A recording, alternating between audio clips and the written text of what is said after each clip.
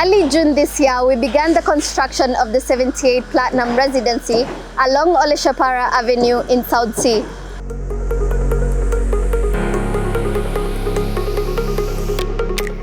In the last couple of weeks, we did the foam work, steel works and casting of the lift shaft and the columns that span from the basement level to the ground floor.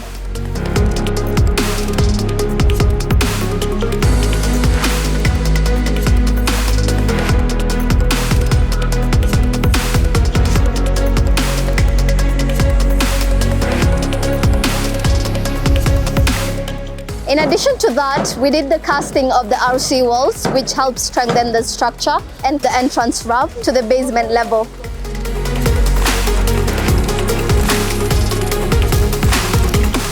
What's happening today is the foam work, steel work, and shuttering of the ground floor slab.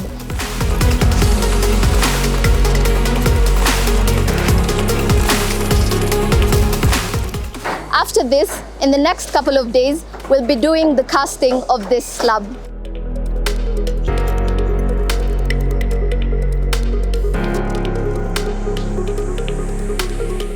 Something else that we'll be doing is the foam work and steel work of the columns that span from the ground floor to the first floor.